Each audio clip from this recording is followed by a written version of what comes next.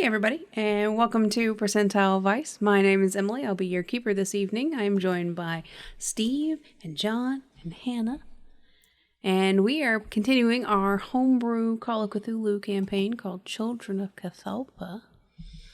Just wrapped up a chapter last time. A chapter. We're going to start a new one. This chapter I actually named ahead of time, so I'm very proud of myself. Normally I come together with the chapter names when John's like, I need to upload these videos. Do you have a name? I'm like, no. Call it Fred. This chapter is called Laughing at the Wind. So, pretty proud of that one. So last time we saw our players, they had just defeated a Pepnar in an oasis in a desert temple and managed to successfully complete the ritual. They talked with Shafira, the priestess of the temple, for a while, who talked to them a little bit about what had been going on. And after a day or so of recouping, getting themselves back together, they headed back to Statham Manor. And we find ourselves maybe 2 or 3 weeks later.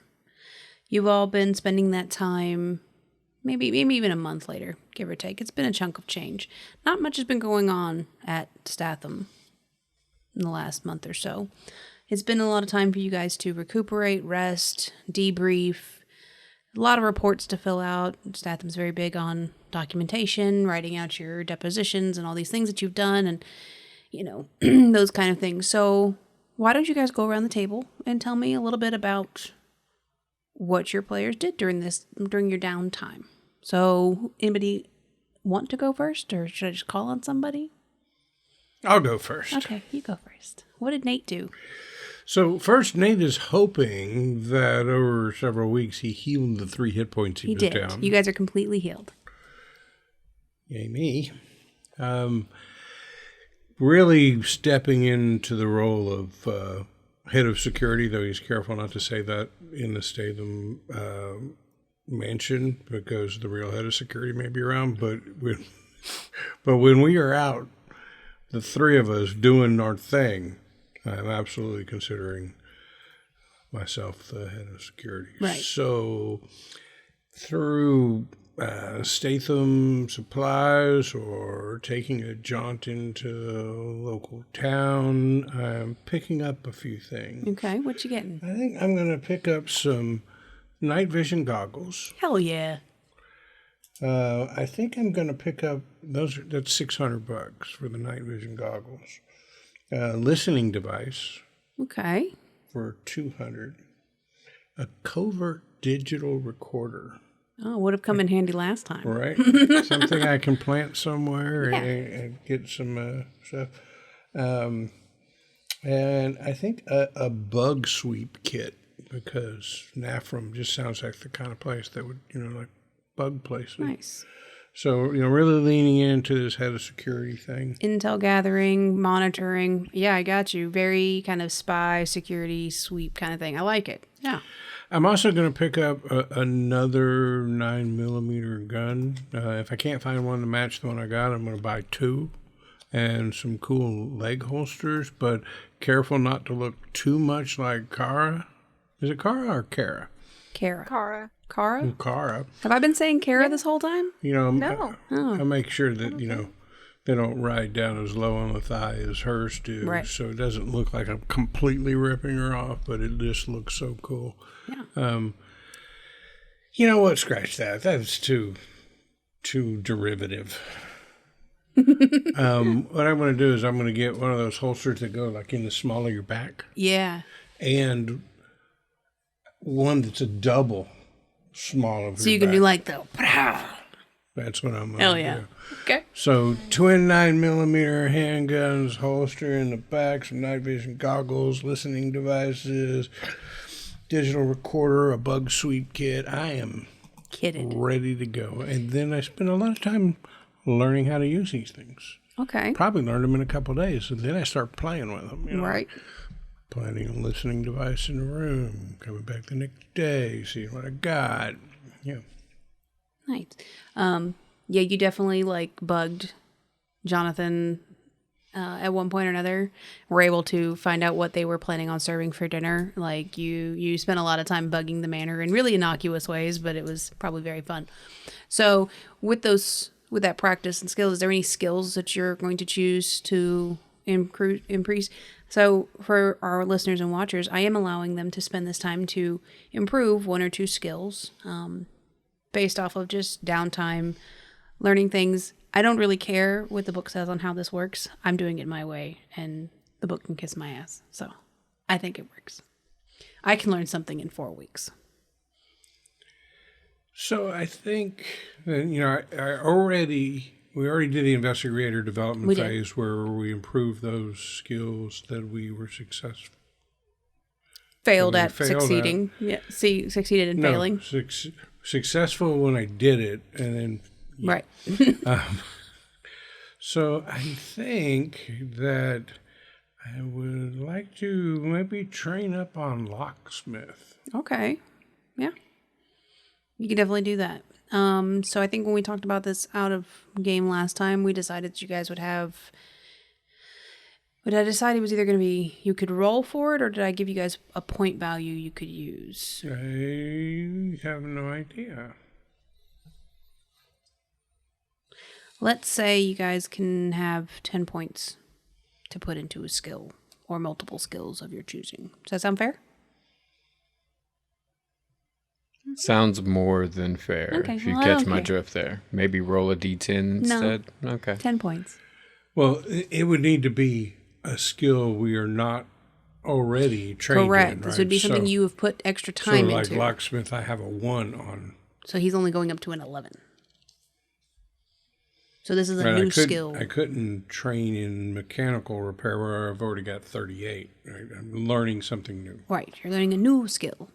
So I think just giving you now a base level of 10 plus, your common sense percentage, then I think that's fair.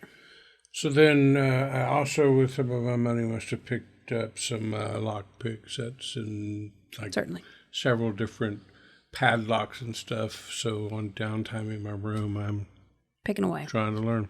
Yeah, certainly. Yeah, it's good month spent. Learned a lot of new skills, a lot of new cool gear that can try to help you out in the future.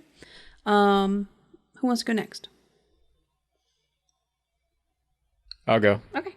What'd you work on? What'd you do?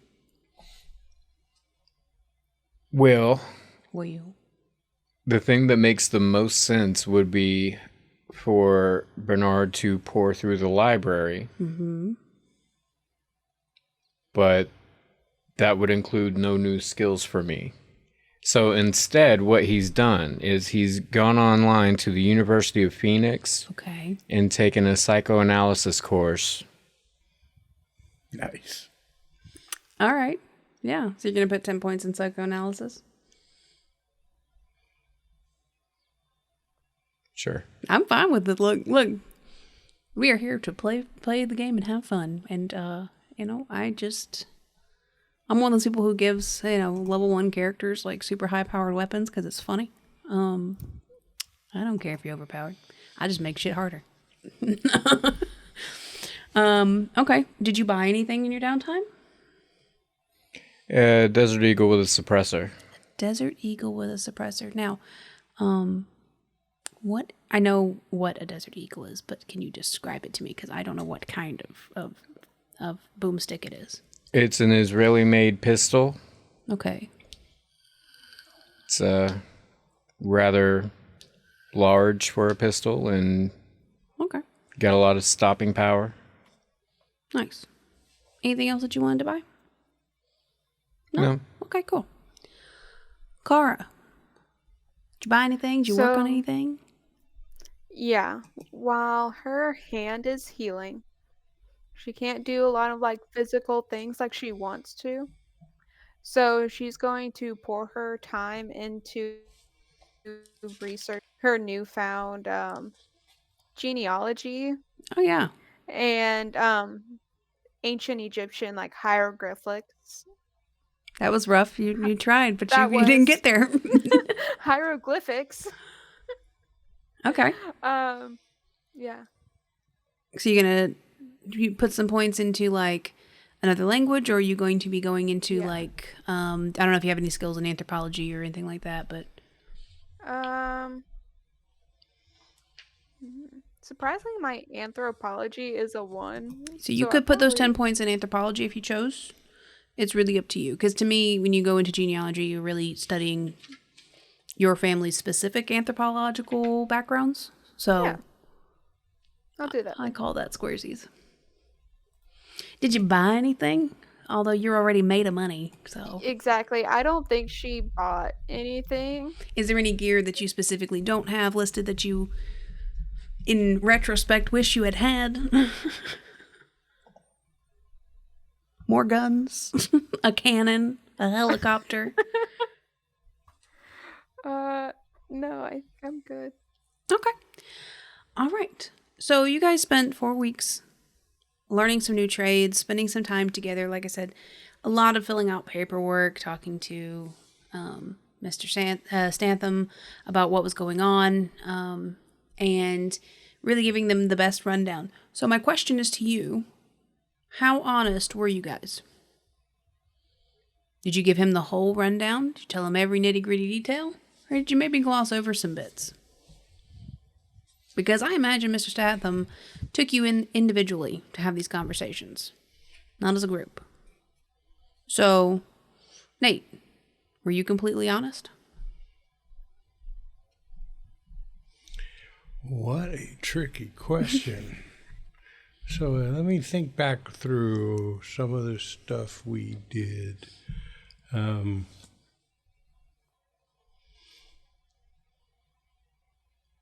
Take a moment. Cara, were you completely honest? No. No? What way did you glaze over? She glazed over, got out. Mm-hmm. She over the location about all of the priestesses. So to have stayed remote all these years for a purpose. So she is not going to out them further until they're ready. Okay. And then she just doesn't want to get trouble about the Pepnar jar opening. That's fair. Did you tell him about your hand?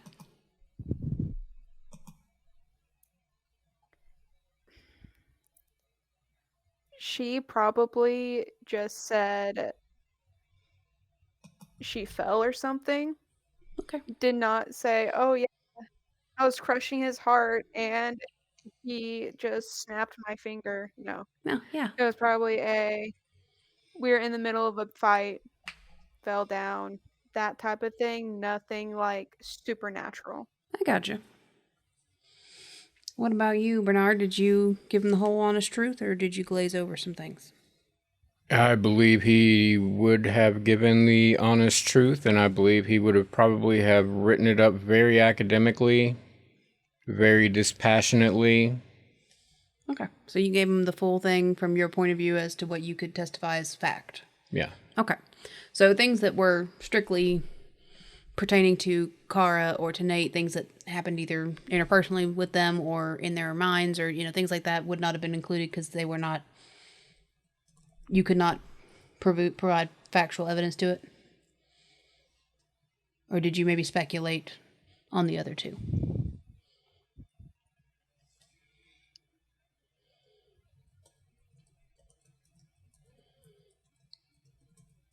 I think if it was an event, it would have been recorded. I gotcha. Okay.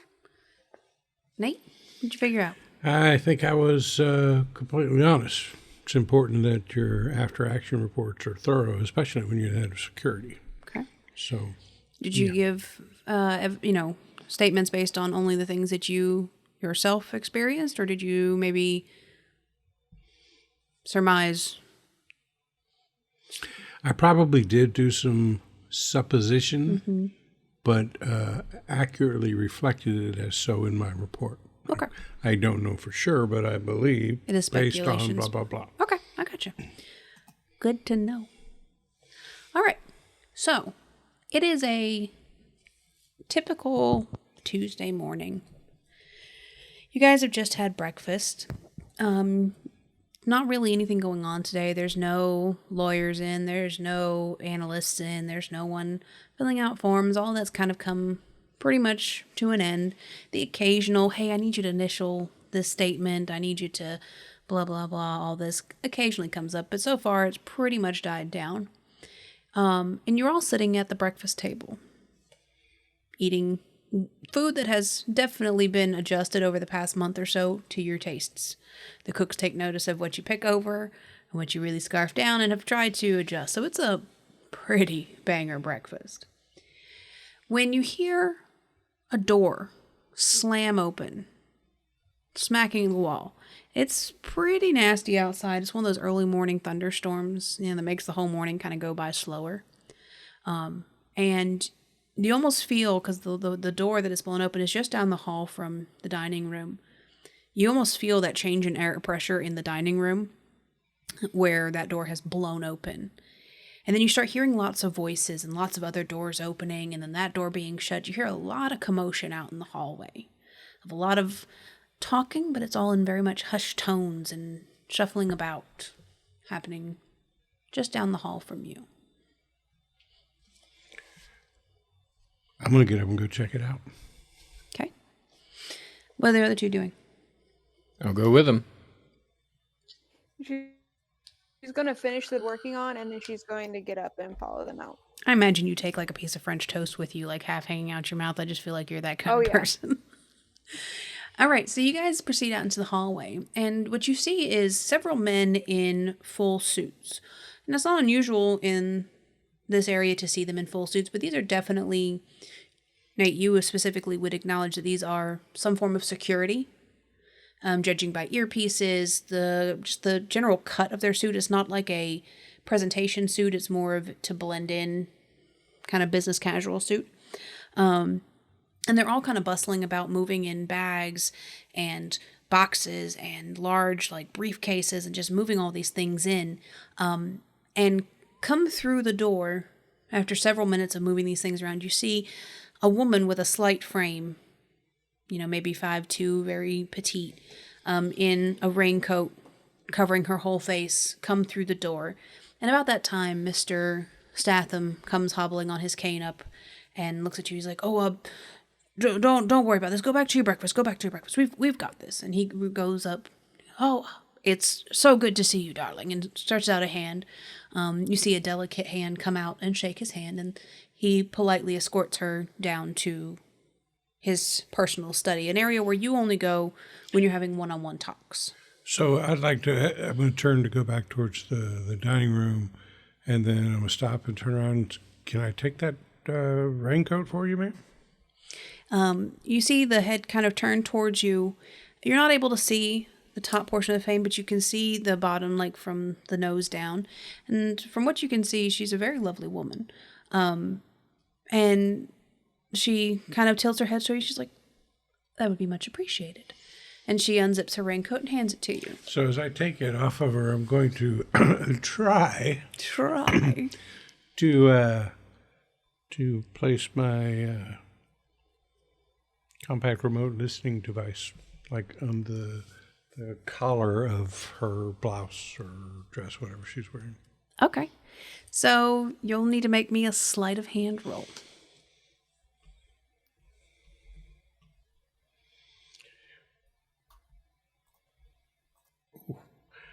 You know what I should have spent time working on? Sleight of hand. That's a 3 under a 10. Okay. So I only had a 10% chance. I got a hard success. Okay. You're really not going to like this. So, as you begin to take her jacket down, you kind of graze one finger under the edge of like a coat that she has underneath of it to try to kind of thread it into the base of her coat. And right as you're getting right there and you've almost got it lodged into place, you feel a hand grab you. She goes, "That's very cute, but unnecessary, Mr. Young." And what's revealed is a very young woman, probably in her mid-20s. Like I said, very beautiful, exquisite, short, black hair, very delicate features, obviously of Japanese descent, who turns to you and reaches into her collar and pulls out your little listening device and hands it back. She's like, Sparrow, and hands you a hand. I'll shake it. Well, I think you already know my name, but Nate Young. You can just call me Nate. And sorry about that, miss. I'm just trying to protect Mr. Statham. Make me a notice roll, or a spot hidden. Extreme success. Okay. As she shakes your hand, you feel the slightest, and I mean, it could almost be mistaken for the wind or a piece of thread brushing your wrist, but you feel something very delicate touch your wrist inside of your shirt. Okay. So I'm going to finish shaking her hand, turn and shoot an apologetic nod at Statham, who I imagine just saw that I got busted. Sheepishly head back towards the dining room, and as I do so, I'm going to look at the cuff of my shirt. As you pull out the cuff of your shirt, you find a small slip of paper that says, "Better luck next time."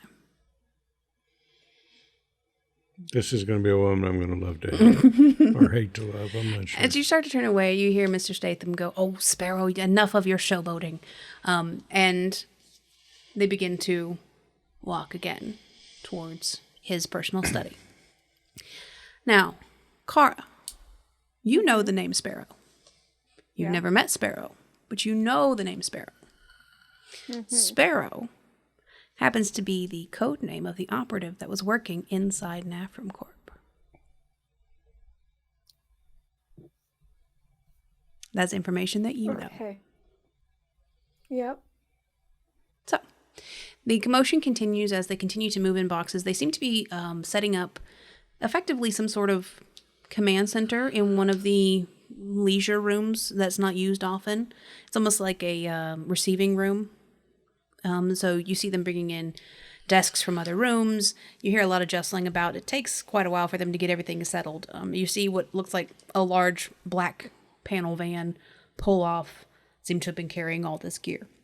But you guys are welcome to do as you please now.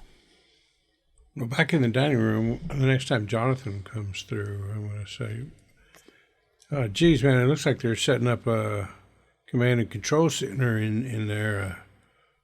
Can I lend a hand, No, I believe that they have enough manpower. At this point, I think they may have too much. They seem to be bumping into each other. I think that you and I would only be a hindrance.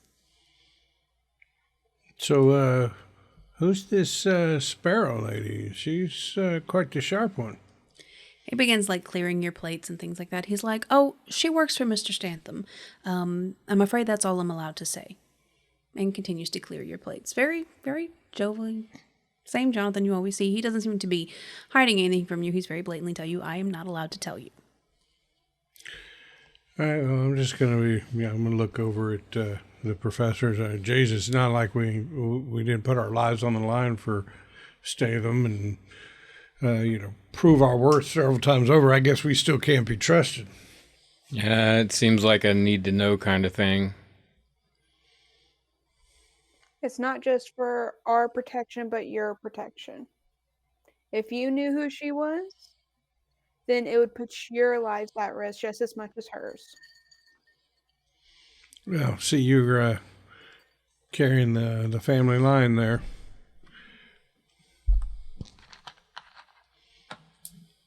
You're not wondering what she's doing here? Look at all this stuff going on. We've been sitting around here for 3 weeks, and there's exciting stuff going on. Jeez, I'm getting stir crazy here. How do we get involved in this thing? You got pulled with the old man. I'll try to find out what is going on. Okay. Kara, what would you like to do to try to find out what's going on? She is going to head down there and where they're setting everything up and go introduce herself to Sparrow if she has right. So Sparrow is still in the private study of Mr. Statham. In the room that they're setting up, Gotcha. it seems to be all just security guys setting up various things. But you can go down there and take a look around. Or if you wanted to go to where Sparrow is, you'd have to go down to Statham's private study. I'm going to go down to where they're setting up and go to the head of security team, like clearly the person who's making all the calls. Okay.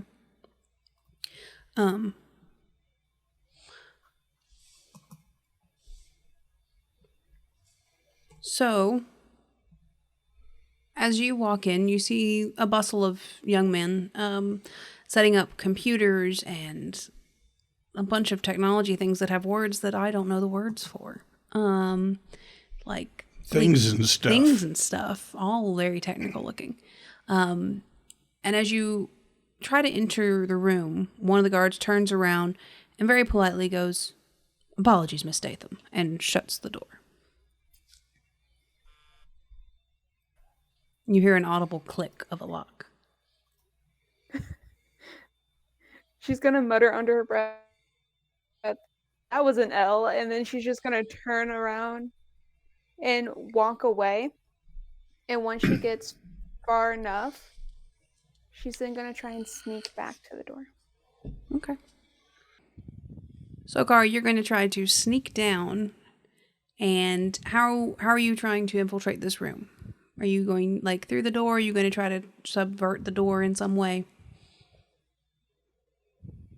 So at first, she's just going to go up to the door and listen in to see if they're saying anything. And then if not... Cross that bridge when you get to it? Yep, Okay. exactly. So make me a stealth roll.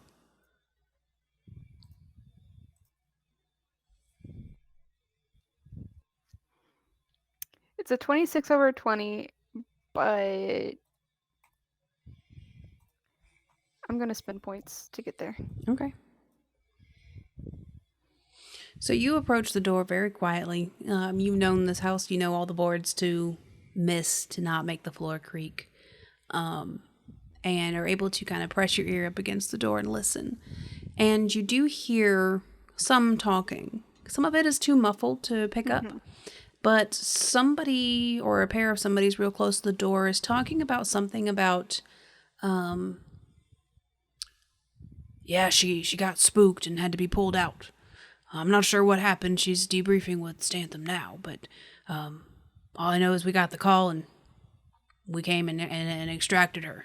And another guy chimes in, "Well, it's not like her to get spooked, man. You know, she's tough as nails, that one." "Yeah, but, you know, you gotta know when to call it, you know, for safety of the team." "Yeah, I guess you're right, bruh."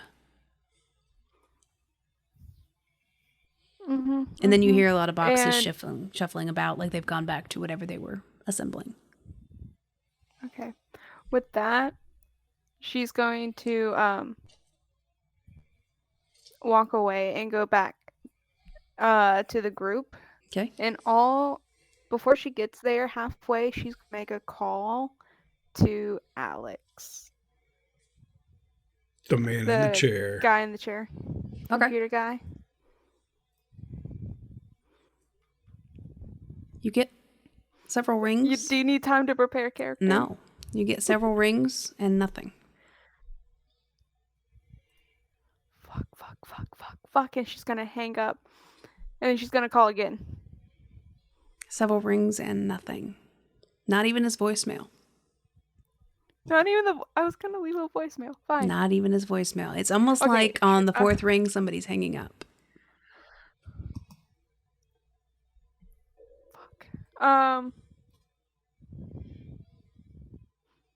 Oh, I don't like this.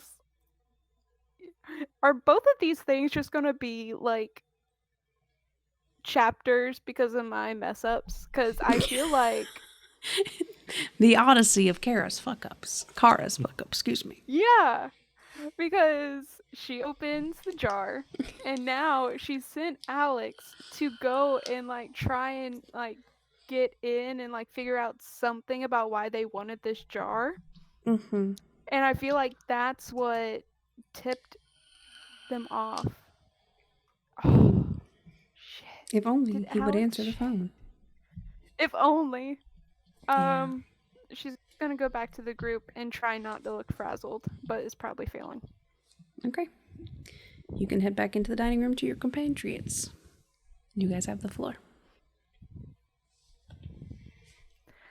So I'm gonna pull them off to the side and just go,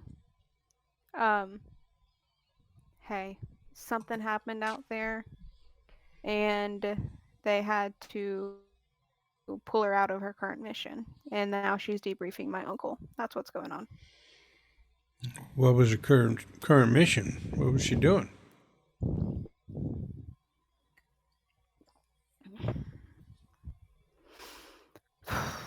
She was our one operative that we had inside NAFRM. And I have a feeling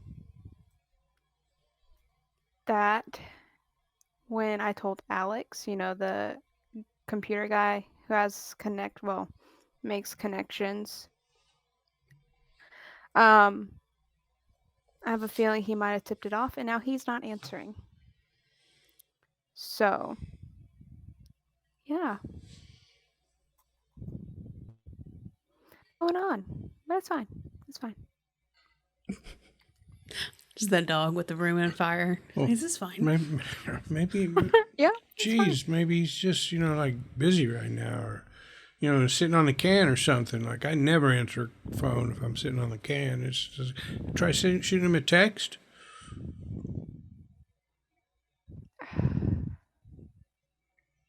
Yeah, I'll try. I don't know. He always picks up,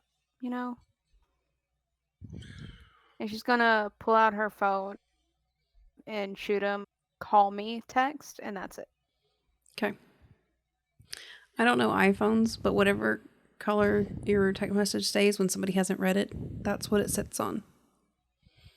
Okay. I don't know which one it is. Hey, Professor, when we were here last time in the library, we ran across a lot of, Statham Company records, and that's where we found out some stuff about NAFRM and all that. We said we slip back to the library and see if we can find any mention of this Sparrow chick. I doubt they would have anything about their top secret operative in there, but if you want to go look, we can. I don't know. Did Kara hear? I'm saying it wrong now. Did she hear that? Yeah, I wasn't trying to hide it from you. Okay. And she'll confirm what Bernard said. Like, you're not going to find a paper trail on this woman. Like, there's hardly even digital. Like, it's all in the heads of the most high people. You're not going to find anything in our library, of all places. What are you trying to find out exactly? Just want to know what's going on. About that time, Jonathan walks through the room. Mr. Statham has summoned you to his personal study, all of you. Yeah, tell him we'll be there in a few. Well, certainly. And Jonathan heads out. I don't think he took your disinterested cue there. Yeah. All right, let's go. Maybe now we'll figure out what's going on. Something happened. This is boring 3 weeks. As you leave the dining room, Jonathan's just a few steps ahead of you and turns out like, oh, did you finish up what you had going on? Yeah, Jonathan, we're ready. Oh, wonderful. Follow me. In these 3 weeks, you've learned that Jonathan is quite the literal person. He doesn't take satire or sarcasm entirely too well. So he escorts you down to Mr. Statham's private study and knocks on the door, and you hear, and oh, come in. And he opens the door, and in there sits Sparrow and Mr. Statham, And 3 chairs have been arranged kind of in a semicircle. And he kind of, oh yeah, come, sit. You can go in and sit down. How does Statham look? Oh, he looks good. He's tired. You can tell. It's been a rough couple of weeks, all of the paperwork and the people in and out of the manor. It's very taxing on a man that age, but he's in good spirits, but he's tired. He look like a man. He look like a man. I have no idea what that's from. It's an SNL skit. No, Mad TV. Mad TV. It's whatever. So you all take a seat, and Sparrow has made herself more comfortable. She's taken off her jacket. She's wearing like a very business casual, like pants suit, like a pencil skirt, legs crossed with kitten heels, like very well put together. Very strikingly beautiful. Very delicate features, bright eyes. Just, if somebody looked at you and was like, this is a spy, you'd be like, no, that is a model. Like, she is exquisite. As you sit down, Mr. Statham says, oh, I'm glad you all could join us. I hope we're not interrupting your breakfast. I hope you had time to finish. Yeah, we're good, boss. So, geez, what's up here? You gonna, fill us in, all this moving around, it's driving us a little batty, not knowing what's going on and how we can help. Oh, yes, that's why we have you here. I'm going to let her explain. She deemed it, after I explained the situation we have with the 3 of you, she thought it'd be best to debrief with all of us here. She believes she has information pertaining to you. So instead of this normal protocol of the one-on-one debrief, I have allowed for her to debrief as a group. Go ahead. And he looks over to the young woman, and she turns to you, and she's like, thank you, Mr. Statham. My name is Hatsu Susume. I can spell that for you if you need me to. I like my spelling of it. Okay. Hatsu. Hatsu Susume. She was just Sue, then she grew up. She's Hatsu. Most people here know me by the name of Sparrow, and I have been inside Nafram Corp for the last 11 months or so, funneling information from Nafram to here. And recent developments have caused me to pull out of Nafram, as my safety and the safety of the mission is no longer secure, and there are new developments that need immediate attention. At Nafram, I was secretary of sort to one of the gentlemen who runs a particular division, who reports to a specific member of the board at Nafram. The board is made up of 6 individuals who all represent different branches, as it were, of Nafram across the countries, across the world. And their job is to report directly to the CEO, and I was only a few steps away from that board member, which gave me some unique opportunities to gather intel. A couple weeks ago, an opportunity arose where a member of the board left his briefcase at my desk while he went to lunch, and it gave me the opportunity to bug his briefcase, knowing that they had an upcoming board meeting. So I took the gamble and bugged the briefcase. And I learned quite a bit from the board meeting. They were talking about several different things, but at the end, I heard someone scream, and then a terrible ripping, squelching sound. And something in a voice that's... it's hard to describe. It was both male and female, and somehow neither, whispered something, and I fled. It whispered, "Fly home, little bird." And I panicked, which is not like me, but there's had this moment where I felt this intense need to run. I can't even explain it. After a few moments, it seemed to pass, but I was already halfway out the door, and I kept going. And so I called my extraction team, who packed up all my gear from my stations and the apartment I was staying at, and has brought it all back here to,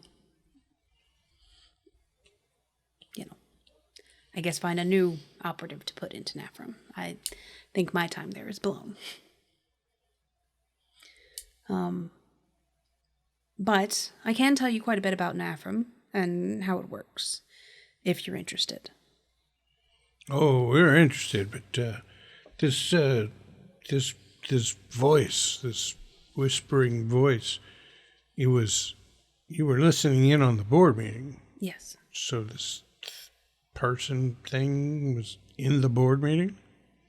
I guess. I mean, that's where the briefcase was. That's right up until that moment. I had heard them talking about all the other things that the board was talking about. I could hear the members of the board.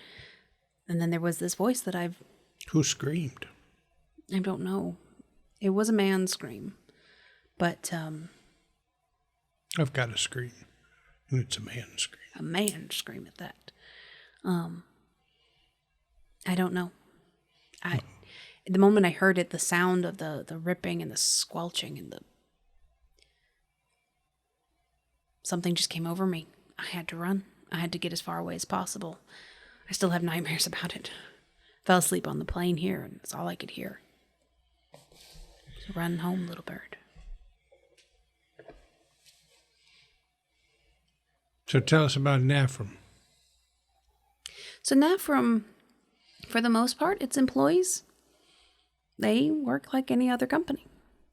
They have audits, they have mail rooms, they have all of those things. It functions very much like a company. I mean, they do above ground business, and so they have people who do those things. Nafram is very smart in the way it's structured its business, and that all of the different divisions are so deeply segregated from each other that no one department sees too much of what another one does. Now, me looking for those connections, I can see some nefarious bits kind of trailing between them. But if you worked in any one of these departments, you'd be none the wiser.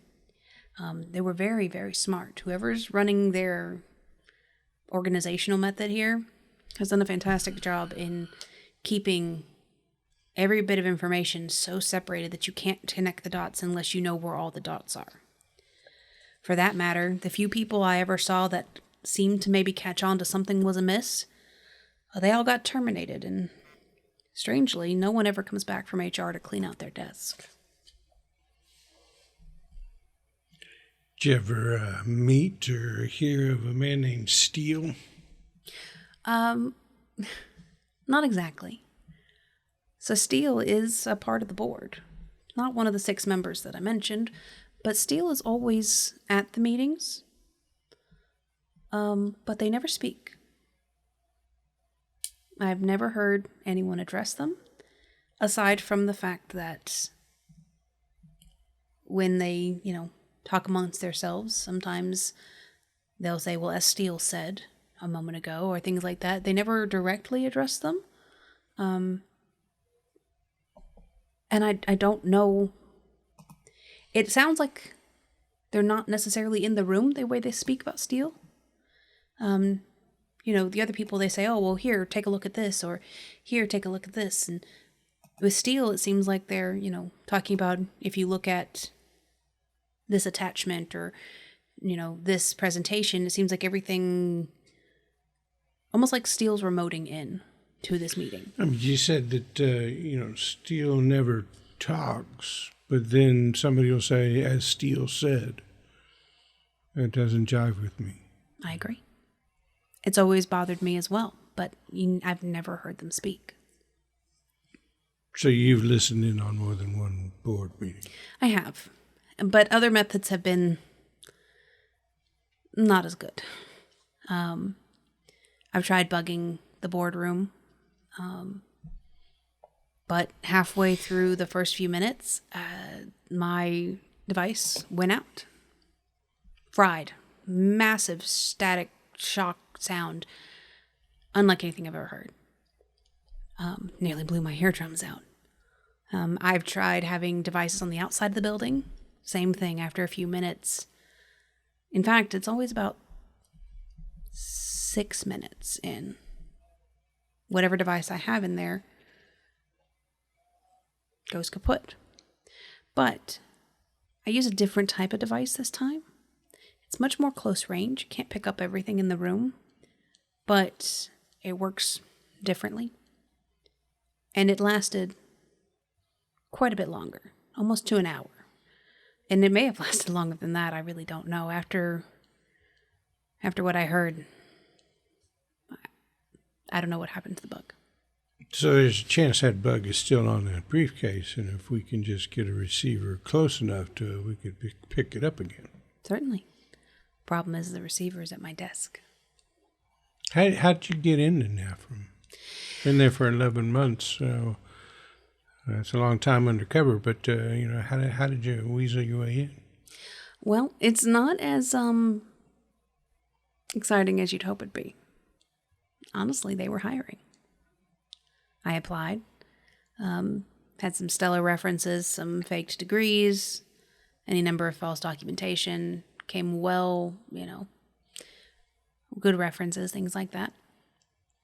And I got hired on in a lower division, and I worked there for about 2 months, and then started working my way up through, inter-office hiring and things like that, and internals. And for the last 4 months, I have been working as a secretary to one of the divisions that reports to one of the board members.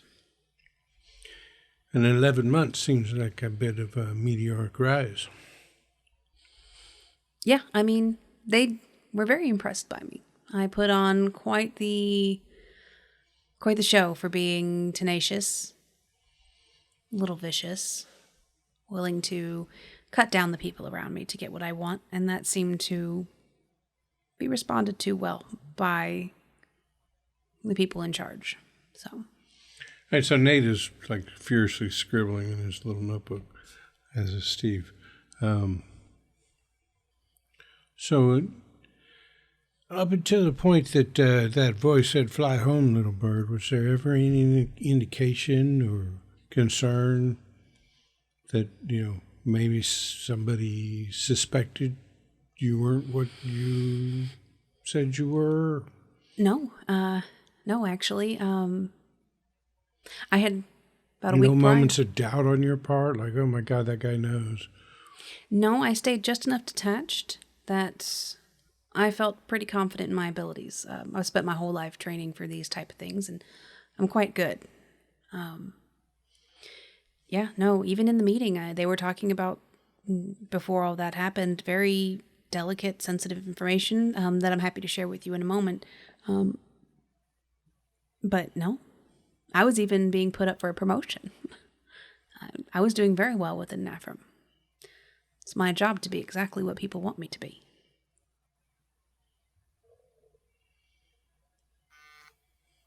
So up to the point that you could listen to, what was the basis of the discussion for that board meeting?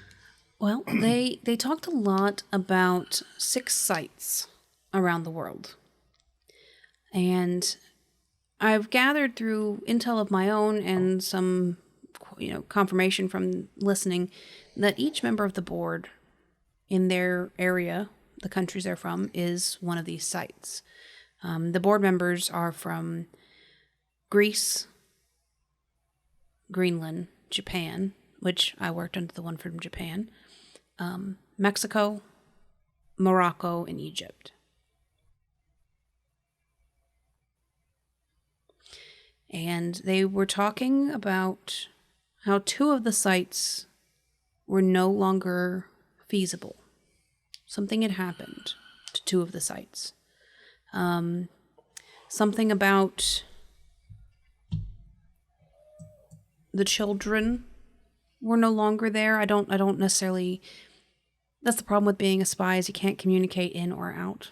And so I only have my side of the conversation effectively. But something about children at the sites, I don't know. But that those children were no longer there. I do know that the representative from Mexico, he's a very boastful one, was talking to the representative from Egypt and saying something to the effect of, well, in a few weeks, I'll show you what it's really like to serve. It seemed like he was expecting something in his branch in the next few weeks. I'm not entirely sure. So did the representatives from Egypt and or Morocco seem less sure of themselves than the others? Well, Morocco has been, the representative from Morocco, he has been oddly quiet for quite a few weeks. Egypt, in the last month or so, he's been quieter than usual. Normally, he's quite good for a good pun or an interjection, or, I've met him in person, actually. He's a very loud man. But at this particular board meeting, he was incredibly quiet. I only Mummy's the word. That's a joke that he would definitely make. But yes, they have seemed distant. Why do you ask? Well, I mean, I don't know how much Mr. Statham here has told you, but me and Professor Bernard over there, we came to work for him right after taking a trip. We won a trip to Morocco that ended up crashing, and we were under the water in some weird temple-like thing, and, well, we did a little damage down there, sustained a little damage, and got out of there, heading to Morocco. I don't know how close that was. And just 3 weeks ago, we left Egypt, and I'm sure he told you about our escapades there, where we put a genie back in a bottle. Well, he hasn't. Dead. But Egypt and Morocco, you listed off 6 things and said 2 of them weren't so viable anymore. And I'm thinking, we've been to 2 of those places, and I'm wondering, did we aid in the non-viability of those particular locations? It does seem like more than a coincidence, you're right.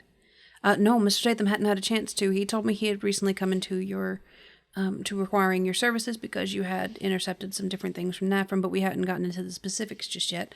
But he did say that you were his new, forefront team of investigators that were going out and dealing with some of his high-profile concerns. And, well, the information I'm bringing is incredibly high profile. Oh, and by the way, Kara, I know we've never met, but it is a pleasure. I've heard so much about you. Your uncle is very fond, speaks very highly of you.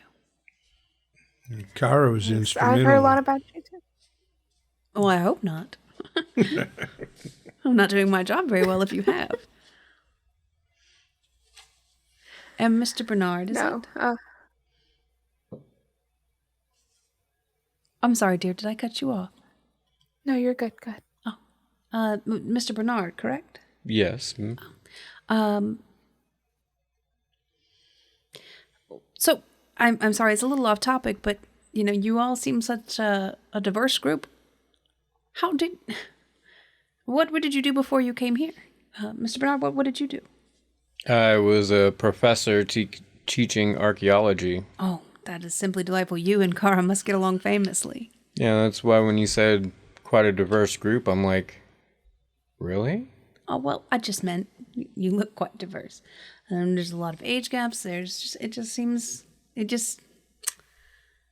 lovely seeing you work together. Mr. It was really just a nice way of saying, other than Kara here, we don't look like a group that would be doing this kind of stuff. Well, maybe. Yeah. What did you do before you came here to stay? Hey, one of New York's finest, New York City police detective. Oh. Detective Young, badge number 5732. Very good, very good. And I know all about Kara, so well, I'm glad that you guys have come together and have apparently been doing some good work out there, because yeah, they've definitely talked about whatever happened in Egypt and Morocco has made those sites unviable. I'm not sure what the sites are for per se. They only speak about it, I want to say, very clinically, very professionally, sites, assets. It's rare for them to really get into what I would consider emotional speaking. But yes, they do. The only time I've really seen that is usually when one of them is boasting or trying to show off. Mexico, the gentleman from there, he was very, very adamant that he was going to show Egypt how it was done in a couple weeks. And I don't know what it is, but he definitely seemed excited. I know in the temple under the sea that we was at near Morocco, these cultists were trying to open a gateway for some big bad monster thing to come out. We fought a water weasel. Water weasel? That's what we call it. It's this big translucent slug thing that slunk up and down the... Yeah, you wouldn't want to see it. No. And then in Egypt, there was, like I told you, like a genie in a bottle, some Pepto-Dismal or something like that. Dude that, got out, and Cara there was instrumental in putting that guy back in his place. Very good. Well, it seems whatever's happening, I think that your next stop is going to be Mexico. Is there any other questions that I might be able to answer? I don't have a ton of information about the board besides what I've given you. But, I'll try to answer any questions I can. So this Steele guy, did he have an office or anything? I don't know. And he was only in the building for one of the 6. Correct. They don't talk about Steele very often. It's almost like bad luck, I think, for them to talk about Steele. It's like talking about Macbeth when you're doing a play. It seems like whenever somebody brings them up, it's hushed voices, or whenever they talk about them, the whole mood shifts. I don't know. But I don't know of anybody who's ever actually seen them. I mean, to be honest, we don't even know if it's a man or a woman. We have no idea. They only ever refer to them as Steele. Not Miss Steele, not Mr. Steele, just Steele. It's all very cryptic. So what do you think is going on in Mexico? I'm guessing one of these other sites. I don't know what they're trying to do with them, but I'm guessing it has something to do with the sites, because they were discussing the different sites and the children no longer being at the sites or with the sites. I'm not entirely sure the verbiage that they used, but something about that. And then they were talking about the site in Mexico. So I'm guessing something going on there with whatever... I mean, the children thing, that's what's really sticking to me. Like, children doesn't make much sense. It's not beings, monsters, any number of things, but children, that seems odd to me.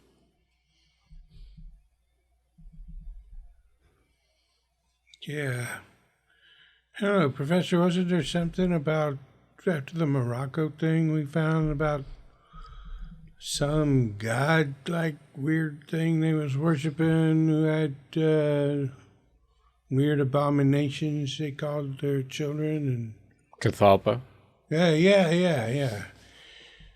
Cassava melon, and somehow the water weasel was involved. Yeah, I'm afraid I can't be much help there. It's not really my strong suit. But all I know is that all of these board members seem to have a site, and I don't know if there's a hierarchy, I don't know if there's an order, but I do know it seems like Mexico is the most imminent site to have something going on. So, working in the Japan office, were you able to determine where their site was? No. So the office that I worked in I'm was... just saying, like, Mexico's a big old place, so, there's infinite number of sites in Mexico. And so I thought maybe if you knew in Japan, maybe there were some correlations that could be made. Unfortunately, no. The office that I worked in was really in the financial side. We didn't deal a lot of, physical goods. So most of our paperwork referred to, location and then some kind of coded numeric system or asset and a coded numeric system. It never gave us proper names, and that's what I was talking about, how they keep everything so well segregated, is that you don't know what the good could be. A pencil, it could be a person. You have no idea. It has just as asset and then like a numerical code with it. They've done a very good job of making sure not any person in any building knows more than just within their spectrum. You got to at least like know where the Mexico office is, right? I mean, correspondence between, like send an invoice or something. I'm not sure. Let me think. I've seen a couple letters come out of Mexico for a couple different places. I think the place I see the most often would be Hidalgo, but I'm not sure if that's anything. Hidalgo. Like the horse. Well, there's a place in Mexico called Hidalgo. I didn't know that. I thought it was just that movie with that dude. There is a place. And with that, Mr. Stanton pops up. Yes. I have an old friend who lives out that way. Maybe I can reach out to him. Maybe he'll talk to me. I don't know. We have a bit of a sketchy past, but we'll see what we can do. Well, Susume, you have been absolutely instrumental, and we applaud your service in putting your neck on the line, and very glad you're safe. And she looks at me, she's like, I wish I knew what caused me to just panic. I've never panicked like that before. It almost felt like I had no choice. Like it just happened to me. Like it was forced upon me, this moment of just sheer terror. I felt like I was going out of my mind for a few minutes, and then all of a sudden I was fine. Like, was there this feeling where like you felt like something was entering your psyche? Like you're just there, and then geez, there's like this pressure. You can't really say on your brain. It's more like in your mind. I don't know how to quite put it, but we ran into some stuff like that. Was the voice in the room or just over the electronic airwaves? Just occurred to me that maybe that voice. Well, now that just you mention it, into the telecommunications, but was not actually present in the room. I didn't think about it at the time, but I'm not sure I heard it over the radio. Maybe you just heard it in your head. Well, that would be a bad sign. But it would be a good sign, too. A good sign is, I mean, geez, all the board members sitting there in the room, maybe even Steele's there. And somebody in there goes, hey, fly away home, little bird. Then that kind of lets everybody else in the room know that somebody knows somebody's listening in.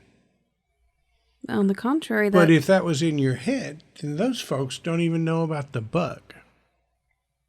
But it also implies something is severely wrong with me.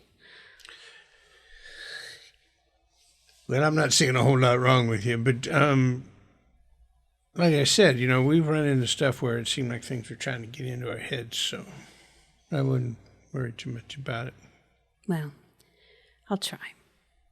But Mr. Statham, I do apologize that I couldn't have gotten more information. Oh, no. Your safety is of paramount importance, and you have done your service more than many times over. You've done a wonderful job. But I'm sure you're very tired from the rest. We'll allow you to get settled, and we'll have our doctors check over you and, all those good things. And we'll check back with you tomorrow to see how you're feeling. And so I'd like to do a reverse Columbo on her. A reverse Columbo. Because normally it's Columbo walking out of the room and he stops and goes, one more thing. Right? But this time she's walking out of the room. Okay. And before she goes, hey, one more thing. Yes. What's the command post for? Because it sounds like you're going straight downtime here. Well, I was able to download to disks and USBs some files that may or may not be important. But wasn't able to directly send them to Statham. It just wasn't safe. I've been keeping the hard copies.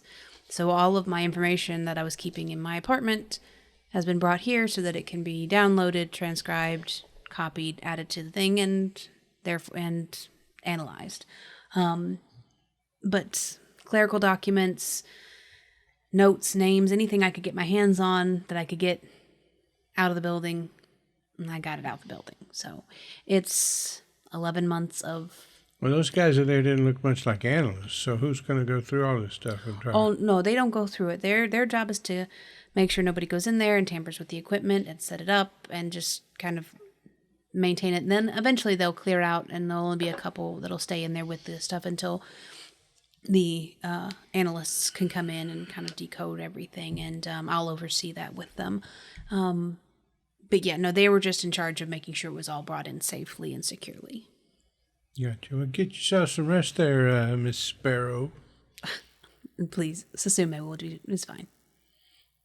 All right, Sasumi, I'll talk to you later. All right. So, Mr. Statham wraps up with you guys in the office and kind of sends you on your way. Kind of gives you that pleasant, but I really do have things to do. Like, okay, well, it's been nice sitting with you. Kind of gently nudging that maybe you should make yourself scarce. You can choose not to do that, but it is implied by Mr. Statham. Well, I'm sensing adventure, so I'm heading up to my room, and I'm going to start, like, making sure my Glock 17 clips are full and my extra clips are full, and taking inventory of all the equipment and putting it in my little travel bag and getting ready. Nice. When I go back, I am going to, at some point, go to the room of Nate and knock. Yeah, come on in, B-Money. B-Money. Don't know that it is, but I'm guessing that it's him. It's the way he knocks. Right, and I just want people to think that I'm so good at this head of security thing. Did he know it was He does me? like the shave and haircut 2 bits, but he doesn't do the second bit, and it's like really obnoxious. I am going to open the door and walk in and say, Nate, I know you're acting head of security, especially where our missions are concerned, right? Yeah. Yeah. Totally. Mexico is a bit of a rough place. There's a lot of cartel activity.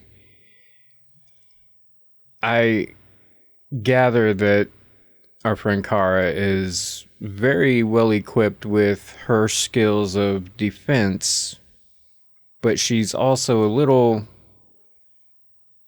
maybe impulsive is the proper word. So I think we need to take a little extra care and maybe do some sort of recon on what the situation is in the area where we're going to be at and try to make sure that we're not running afoul of any organizations that we're not trying to have any dealings with. Yeah, so Nate's going to try to act like he's not surprised that he didn't think of that. That's probably something a head of security would do. Like, check out the area before going. Yeah, absolutely. I was going to get right on that. Finish up here, slam a clip in a gun, throw it on my bench.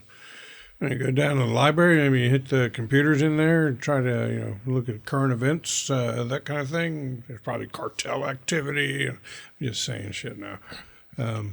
Banditos. I also have a friend back at the university that I can give a call to. She actually worked in Mexico for a little while and may know a little more about it. I pretty much stayed out of Mexico during most of my time, but I think she might know a little more about it. No, it's good thinking. I'll clap him on the shoulder as I head towards the door. We'll make a security expert out of you in no time. Silently making a note. Remember, check the areas you're going to before you go. That's brilliant. Brilliant. Just a lot of that. Okay. So you're going to try to contact your... Okay. Veruca Pepper. Veruca Pepper. Dr. Pepper. Dr. Pepper. God damn it. Thought you were making a play on the Willy Wonka character, Veruca Veruca Salt. the band Veruca Salt. Okay. Okay, Cara, what are you doing while these two are doing whatever this is? So first she's gonna go up to her room and change because she's just been wearing house clothes and now she's putting on like adventure clothes. Right. And on the way there, she calls Alex again, and I'm sure he does not pick up. So then she's gonna go to like the tech room of the estate and see if she can't trace where his last cell phone ping was. Okay. Can I do that? Yes. Cool. So you call, Mm-hmm. and there are 3 rings, and then you hear the phone pick up. And there's like a rustling sound. Uh-huh. And then you hear, someone ought to take a hint. And a hang up. You are 100% sure that's not Alex's voice. Correct. That was not Alex. Oh yeah, she's definitely gonna go check to see do what limited tech stuff that she knows and see if she can't see where his phone is. I know she can't trace a call, but maybe like see where his last ping of a cell phone tower was. Okay. So you go to the techie bits and start doing really, really impressive tech things that I totally know and can explain in a game situation. And you're able to see that about 3 weeks ago, his phone pinged in his lab is a strong word. It's more like his basement. Mm-hmm. But the 3 weeks after that, it seems like the ping jumps a lot. Mm-hmm. And you know that in the past that Alex has a way of manipulating these pings for himself so that people can't trace where you are. Yeah. It makes it very hard to find you because he basically bounces you off of a bunch of different towers so that nobody knows which one you're really at. Yeah. And it seems as though that has happened to his phone's location or his IP. I don't know the things, okay? Sciencey things. Mm-hmm. But yes, it seems as though somebody, whether it be Alex or someone else, has managed to scramble his location for the last 3 weeks. And then your phone goes off. And it's Alex's number. And the text message says,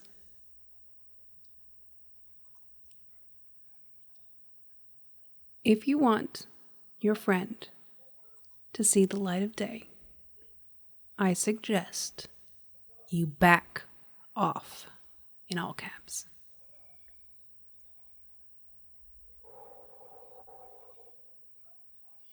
Quest?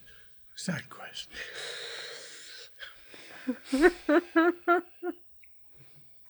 Okay, so Bernard, you're gonna call your friend Veruca Pepper.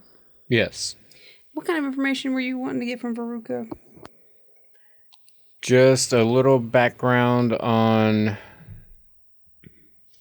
cartel activity as far as what areas were safe and how it relates to where we are trying to go. Okay. Well, Bernard, is that you? That's not her voice. You made the character. I get to put the voice. I'd rather not act this part out. So you get to be shitty and name her Dr. Pepper, but I don't get to give her a funny voice. You suck. You're ruining my game.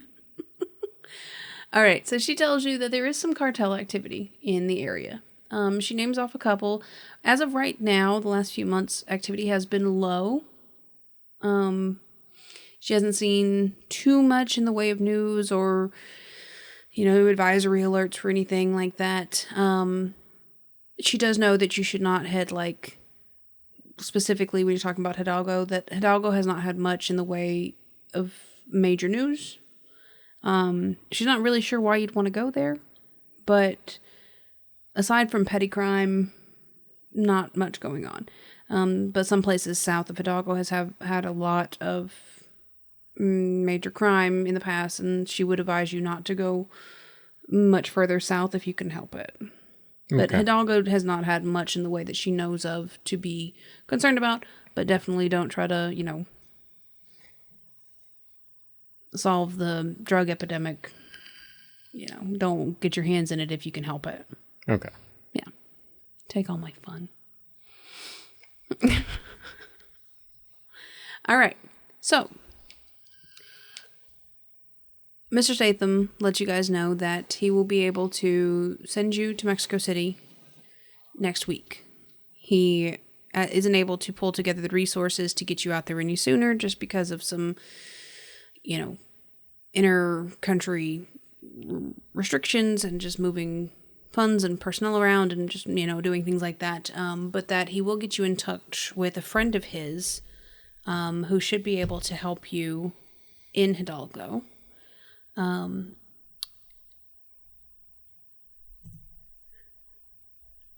on. His name is Ignacio Leguizamo. How do you say that? Leguizamo. Leguizamo. Is that right? Roundabout. Give or take. Ignacio. He does tell you that him and Ignacio have not spoken in quite a while. Probably 20, 30 years. But that he's sure everything should be fine. He sent him a letter or an email, and he's awaiting response, but as soon as he hears back, he'll get you guys travel out there. But that would be the easiest route for you guys to start with, because Ignacio has lived in Hidalgo his whole life and would know of anything weird that's ever happened or anything like that. He might be able to give you guys some place to start, because right now Statham doesn't know where to send you or what to look for, because it's all very vague at this point, and that's his best jumping off point.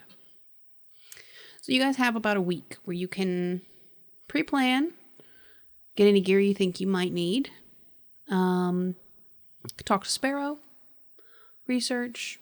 What do you guys want to do for the next week? Any other gear that you think of that you might want? Shopping? I think I'm going to need a Panama hat. Okay.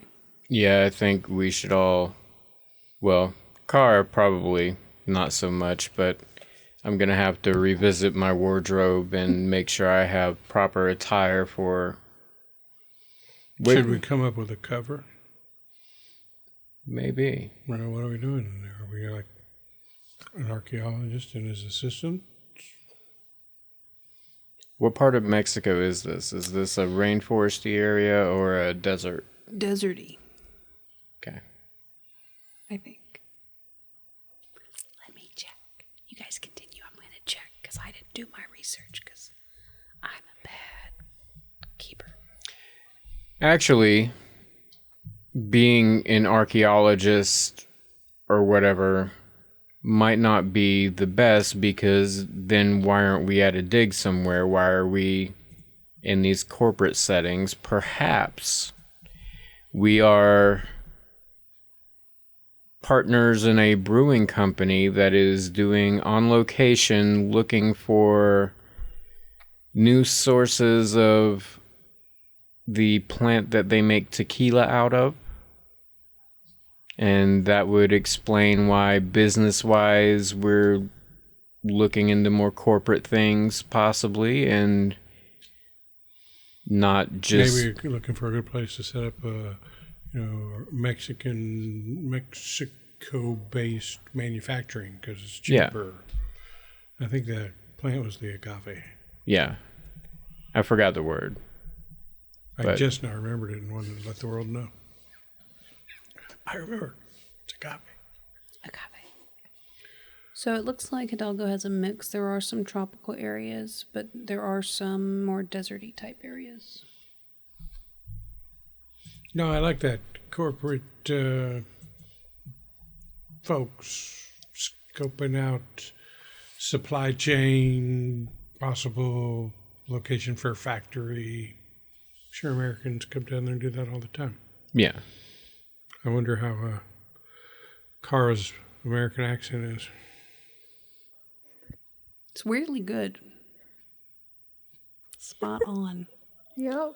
And if you go down there looking like important people with money, the cartel usually doesn't mess with you as much because generally, if they mess up the people's money, it's more of a problem. We may end up having issues where we have to pay protection money or something at some point, but... All right, well, then here's what I'm going to do during this time. I'm going to get at least one suit. Okay. One that breathes. It's going to be hot. Yeah. And then I still have about $7,000 worth of the bonus money we got from Statham. And I'm going to put 5,000 of that into cash. Like bundles of $100 bills. Okay. Like have that in case we need to flash some money around and look like big corporate spenders. Jonathan gets you a suit made that is well tailored, but breathable. It's you usually don't like wearing suits, but this one's comfortable. And when he procures you your cashed out funds, he also brings you like a nondescript briefcase. But he seems oddly proud of it. He says, now, this briefcase is actually, it's quite impressive. So there's this large compartment where all your money can sit. But if you press this little button right up underneath the handle, and when he does, this secondary, like, fake back pops forward. And there's a small, like, 1-inch wide section along the interior that can be used to hide any number of things that you don't want found. And the button is very difficult to find if you don't know exactly where it is. So you have this nice little like hidden compartment briefcase with $5,000 in $100 bills in it. Cool. So you're practically in the cartel. I'm going to put my surveillance equipment in the little secret spot. I'm assuming we're going to take the corporate jet and we don't have to worry about getting through TSA and all that stuff. No. It's not the way Statham works. Cool. Anything else the other two of you want to procure? Just appropriate clothing. Okay. So Jonathan brings you a stack of clothing that's... He tries to give you some options, some casual, some nicer outfits, things like that, shoes and things like that.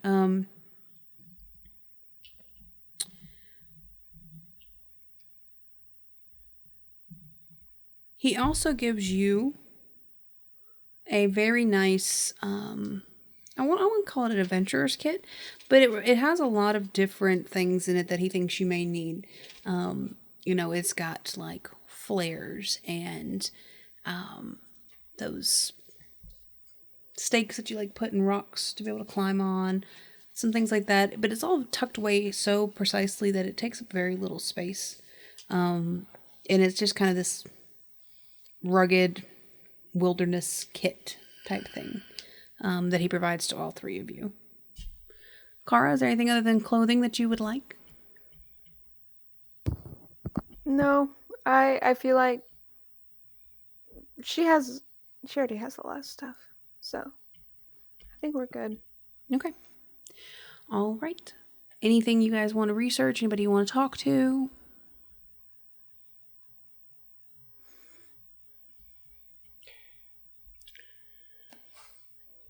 Are there any weird books in the Statham library about Mexico? And by weird, I mean particularly occult, possibly? Maybe. Give me a luck roll.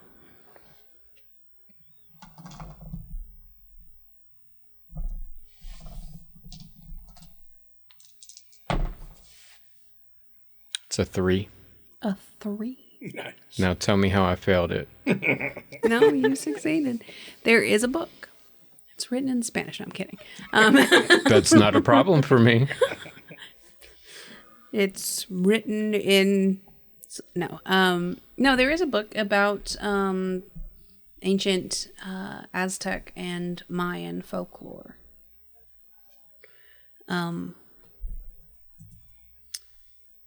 Just a second. Let me see what you've been.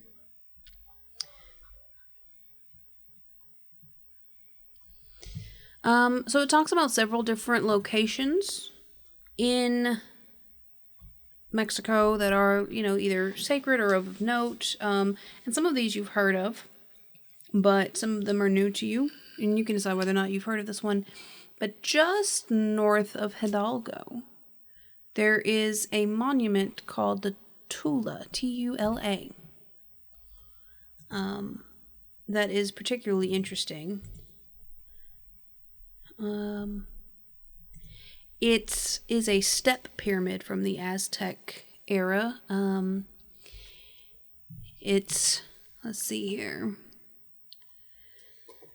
It was the capital of the Toltec Empire between the fall of a gentleman whose name I cannot say and the rise of another gentleman whose name I cannot say.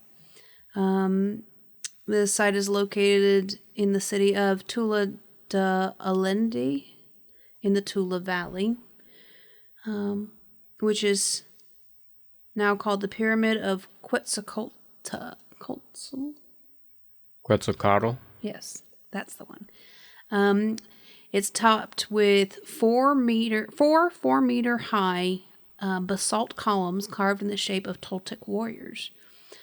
Tula fell in 1150, but it had significant influence in the following Aztec Empire. And with its written history heavily relying on myth. And that is the closest site of regional importance to Hidalgo. Okay. I wasn't prepared to give out information today. So. No, that was pretty good. Hey, is there any possibility that I can talk either Sparrow or Mr. Statham into letting me join the analysts that are going through the stuff she brought with her? And I'm thinking back to when we were in the library after the first adventure, and I was able to use my law skill to go through there and break through some of the corporate veil and figure out how the structure of NAFRM was working. Mm-hmm. So I'd like to do the same kind of thing with the pins and the yarn on the stuff she brought. I'm thinking the analysts have probably sifted through some of it and like separated into that's just crap, this stuff might have something, right. and focus only on this might have something, to see if I can, sift through that and maybe find something out about the Mexico operation of NAFRM. Okay. So, yeah, you can talk to her about it. You find her sitting in a parlor somewhere, just enjoying some tea. Nathan, how can I help you this morning? Hey, Sue, listen, it looks like Statham's going to send us to Mexico, chase down the lead there you got. And I was just remembering you brought a lot of stuff with you that you grabbed what you could. And I was wondering, maybe you could talk to the guys in there and get me into that stuff and let me just, look through it and see if I can draw any connections between the stuff you brought in Mexico, just trying to make sure we've scoped the place out with every possible information we have in our hands. Yeah, you can definitely take a look. They haven't started cataloging everything yet. You can definitely try. But by the time you get back from Mexico, we should have it all cataloged and kind of separated out by different things to make it easier to look. But you're definitely, just, if there's something that can help me in Mexico, I don't want to find that out after I get back from Mexico. 100%. So, yeah, I can take you over there. No need to get my work. They're there on my behest. So certainly you can come look at my files. So she takes you in there. You're gonna have to roll me something because right now this is a hobbled mess. Sure. I'm thinking again. The connection is corporate at this point. At least in Egypt, there is a corporate connection. But if I can find the corporate connection, maybe we'll be able to figure out where in or about Hidalgo the NAFRA Mexico office building is. Okay. Subsidiaries, that kind of same kind of search we did with the library back after the Morocco thing. So I'd like to use my law skill to follow the corporate shell companies and everything and see if I can get a location. Okay. Yeah. Go ahead and give me that law roll. That is an epic failure. But we got a week here, so I'd like to try to push that roll. Okay. And I don't know if you want to tell me if there's something other than time as a penalty here if I fail the push. So, okay. You love coming up with penalties for failed push I do. rolls. It's one of my favorite things. So, any kind of failure, except for a extreme failure, it's just time. But if there is an extreme failure, you pose the risk of damaging the files. Okay, I'm going for it. Okay. That is another failure. Is it just a standard failure? 82 over 45. I didn't hit the fumble lanes. So you end up spending a couple days just racking your brain through this stuff. And the way that she has it, it was all very, she just throws it on a desk and tries to move on. She's not trying to sort it in any way. It's all so muddled. It's, see reference form 32A subsection B. And when you go to that and it's like, well, no, you actually need to go to subsection form 47D in paragraph 4. And it's just so poorly laid out. Hey, Susu, why did you even bother picking up a sticky note that said, do your time card? Maybe, is this your handwriting? Oh, no. Well, it has somebody's name and, Okay, I'm just saying Just you can make grab it a what bit you can. easier on other folks since you've been a little more discriminating about what you decided to collect as evidence. So, Well, the analyst who works on my information should be here in the next day or so. He had to be flown in, and he should be able to put all this kind of in a easier to read order. At this point, even I wouldn't know where half of these things go or what they're for, and it should make it considerably easier. so I'm going to grab an unused sticky pad and I'm going to write down my cell phone number on it with instructions that if they run across anything about NAFRM in Mexico, specifically Hidalgo area, call me when you get that info. Yeah, In certainly. case he runs into something while we're over there. Yeah, no, 100. Yeah, definitely. I'll make sure that happens. I'm sorry I couldn't be of more use. I wasn't anticipating, needing this information for quite some time. I thought we would have some time to get through it and sort it and all those things. But yes, if they come across anything, I will personally call you. Yeah, I hear you on the thought you had more time.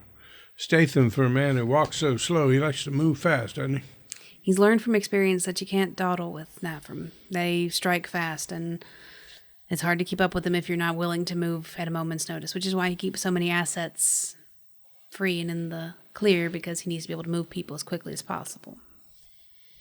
Yeah, well, hey, it's great. Hopefully you're still around when we get back.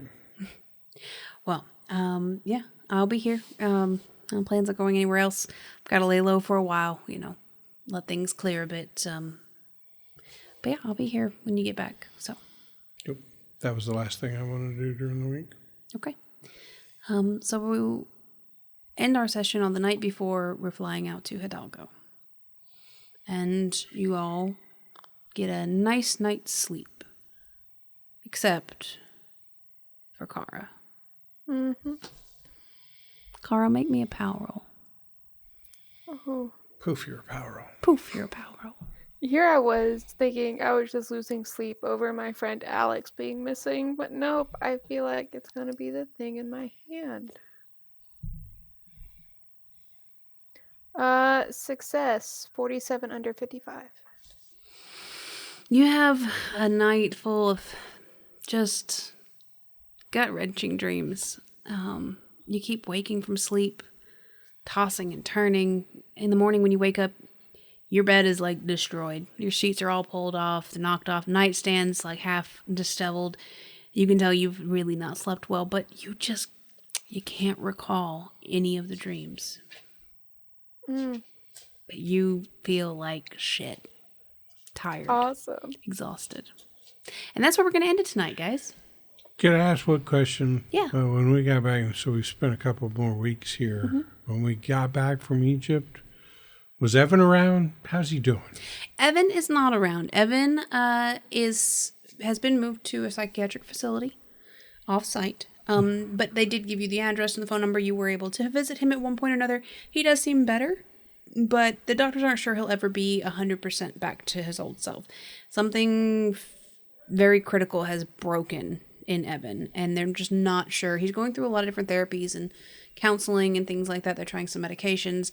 There haven't been a ton of developments, except for that he is having severe, like, night terrors and the occasional very violent outbursts, but it's usually if, anybody gets too close to him and makes very sudden movements, he tends to lash out. So, they're giving him his space, but he's talking more. But he seems to have blocked out the whole experience. He doesn't seem to recall it, nor you guys. So when you tried to call, he wasn't really receptive. He didn't know who he was speaking to. It was a very awkward, strained conversation, given Nate's nature of, hey, and Evan's not really getting it. But you spoke to his doctors, and they seem optimistic that he should at least recover enough to return to society, but he may never go back to his full self. And how about Jasmine? She was mentally okay when we left, was recovering from physical injuries. She gone back to the States? Or? She has gone back to the States. You did speak to her as well. She's doing well. She's still, nursing some wounds, some casts and things like that. She is also seeking some therapy to deal with the trauma of what's happened. Navram has done a great job of Nafram or Statham? I'm sorry. Statham has done a great job of kind of covering up everything that happened with Nafram and giving them her very plausible explanations as to what's going on. So she is in a form of denial, but it's more, I must have been in hysterics and hallucinating and things like that. Like, she's really trying to get past it, but she knows who you are. She seems okay, but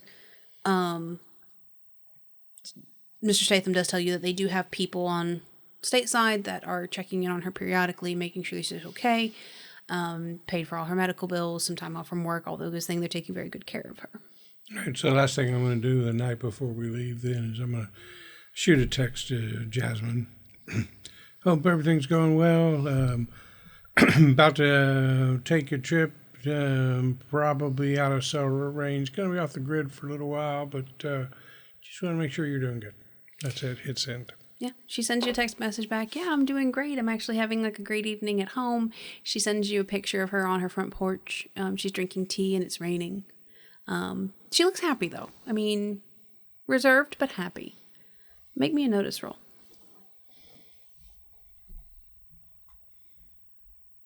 Or spot hidden roll? That's the one. That is a regular success. Okay. You notice that her clothes look disheveled, like she maybe hasn't been out of the house in a while. And she's reading some psychology book of some sort. But yeah. Cool. Okay. Anybody else have anything else they want to do? Okay, well then we really are going to end it there. Great, sorry. It's okay. It just occurred to me that No, it was what kind of people would we be if we didn't ask about them. All right, well that's all we have for tonight, guys. I'm so glad you guys could join us, and we will see you next time as we continue our adventure. Bye, everybody. Bye. Check us out on socials, do the likes and stuff.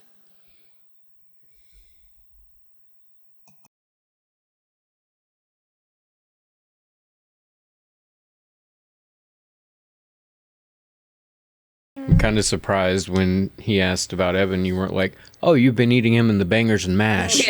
He's dead. You're eating him.